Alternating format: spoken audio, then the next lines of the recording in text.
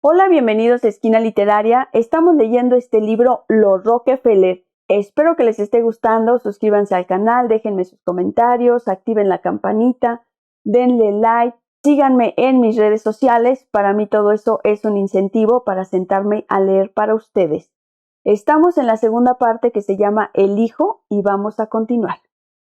A principios de siglo, cuando muchos de los personajes que habían transformado la industria norteamericana comenzaban a desaparecer, la atención que prestaba el público a la utilización de aquellas fortunas era comparable a la que habrían despertado sus propietarios si hubieran recibido títulos nobiliarios. Lo lógico era pensar que la mayoría de los herederos se contentarían con dilapidarlas. El famoso John W. Gates, quien por sus audaces incursiones en la bolsa y operaciones de la industria del acero, se había ganado el apodo de Gates Juega Millones, dejó su fortuna a un hijo cuyos desenfrenos llegaron a deleitar tanto al público que los periódicos le llamaban Gates Gasta Millones. Nadie pensaba que Junior fuera a ser pródigo, pero sí existía curiosidad por lo que pudiese hacer con la inmensa fortuna de la Standard.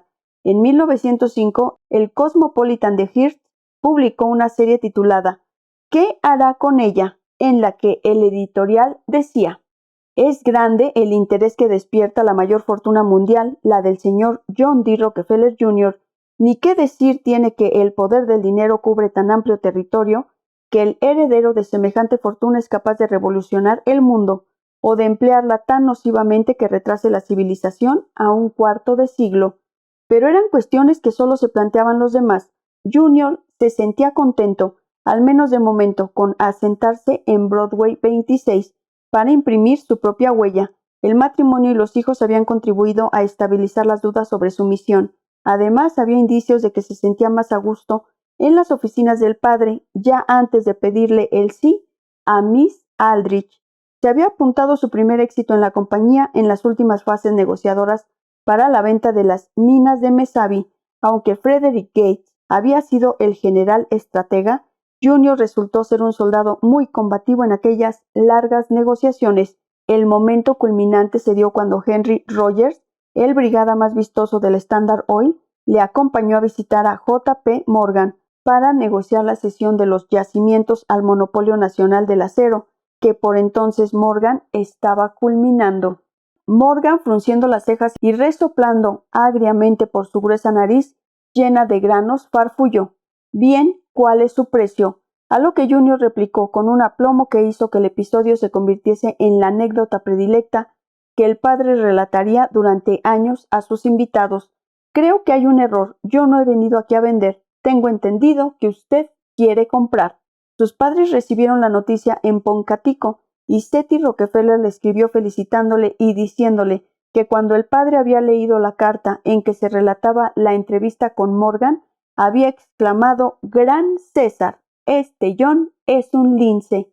A partir de entonces Junior comenzó a destacarse en los asuntos de la familia y su padre fue progresivamente confiándole más responsabilidades hasta ocupar el cargo de virrey en los negocios paternos.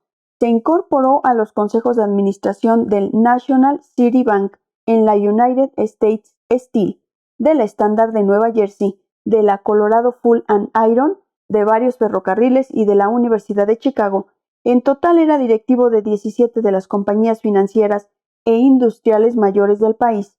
Indicio de su eficacia fue la decisión paterna de subirle el sueldo, resultando una situación similar a la ocasión en que había regalado a Seti por Navidad un costurero con 100 monedas de oro de $5. Era el modo de demostrar afecto del viejo Rockefeller. Junior, que entonces tenía 28 años, escribió a su padre una efusiva nota de agradecimiento. «Querido padre, me quedé sin respiración por lo que me dijiste a propósito de mi sueldo del año pasado cuando estuve la otra noche en casa. Te agradezco más de lo que soy capaz de expresar esta nueva muestra tuya de cariño y confianza. Me atrevo a decir que ninguno de los servicios que yo pueda prestarte valen la suma de $10,000 anuales. Siempre he tenido muy mala opinión de mi propia valía, pero no necesito decirte que, desde luego, la dedico total y absolutamente a tus intereses y que ahora y siempre puedes confiar en mí, como siempre lo has hecho. Con afecto, John». La crianza de Junior había servido para enseñarle a cumplir con su deber, pero al mismo tiempo para inculcarle el acicate de que el éxito en los negocios no era satisfacción suficiente. Dada la clase de persona que era, resultaba poco menos que natural que cada vez se sintiese más a gusto trabajando en las obras filantrópicas que el reverendo Gates estaba transformando en fundaciones corporativas como la Standard Oil. Aquellas era un terreno virgen, esta tenía una mancha. Al viejo Rockefeller no le interesaban los detalles de los asuntos filantrópicos de Gates, ni estaba particularmente informado de la gestión.